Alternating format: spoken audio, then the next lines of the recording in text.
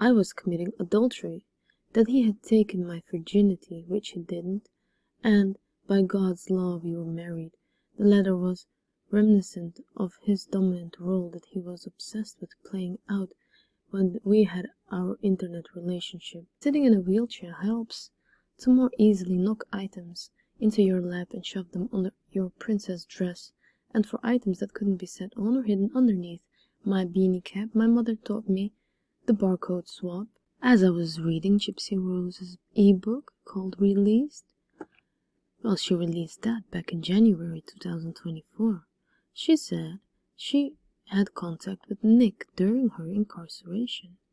Let's go into it. As you can see, she said Nick sent me a letter back in 2019, about 4 years after he got sentenced, and I had entered in a relationship with a man called Ken, well, interesting, who had become my fiancé for a brief time, which angered Nick. He found out about my engagement and even Ken's full name through the access he had to my deposits. I wish I have saved the letter. Okay, no proof, of course, obviously. But basically Nick said I was committing adultery, that he had taken my virginity, which he didn't, and by God's law we were married.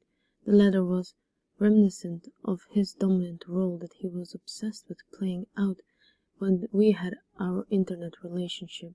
She calls it an internet relationship, but it was supposed to be, come on dear, let's run away together, let's live in our house, and then we will do grocery shopping for very cheap together, and we will be together forever.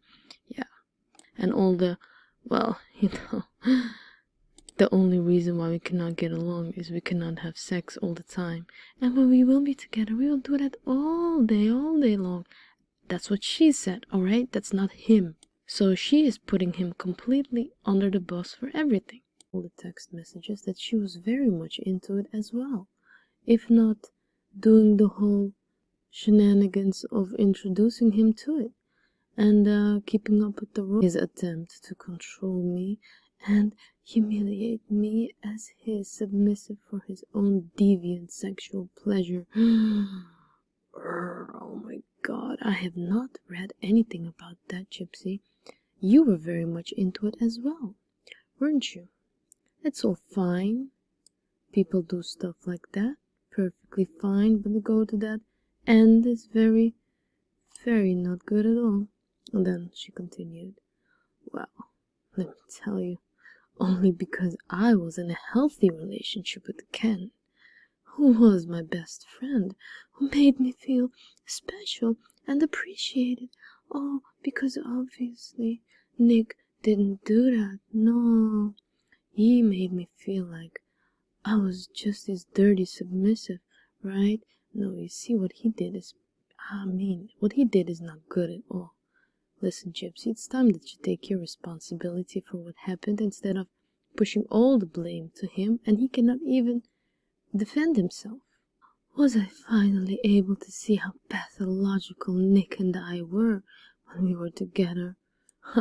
I wrote him one letter back, which was not held by the detectives at all, because I could clearly had full access to him and contact him whenever I want, which acted as a closure letter.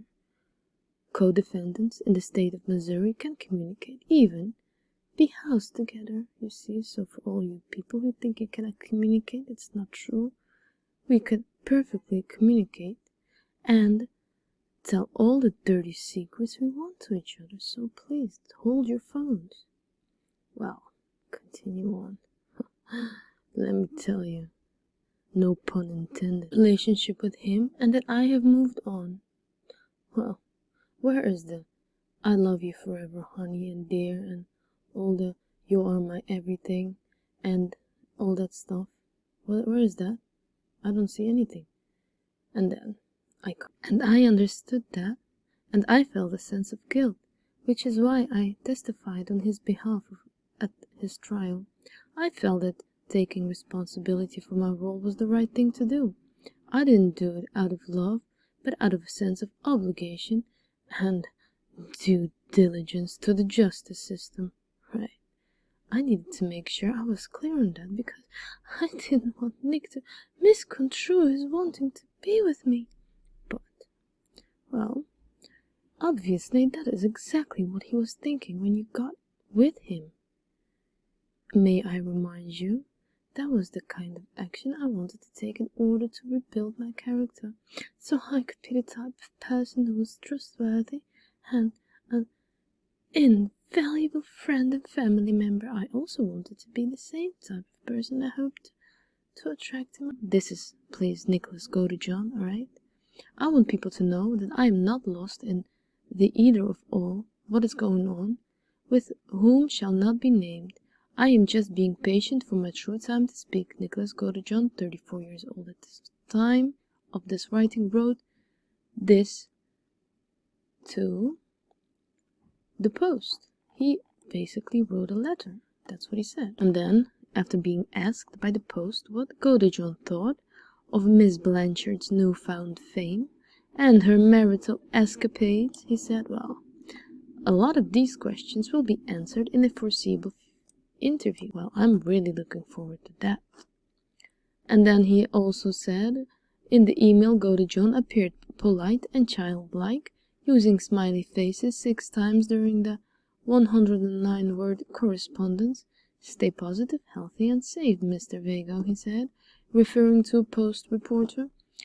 True sincerity, Nicholas, Mr. Smiley Godejohn. And then we have Blanchard, who is basically talking down on him in every possible way in a book.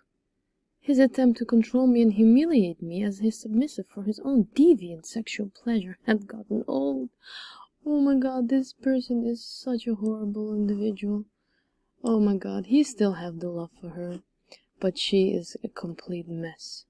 Let me tell you. Because let me tell you another thing that she wrote about in her little book, which she's not supposed to do. She could not make money of her crime, but she does it anyway. But, she said, sitting in a wheelchair helps to more easily knock items into your lap and shove them under your princess dress. And for items that couldn't be set on or hidden underneath my beanie cap, my mother taught me the barcode swap.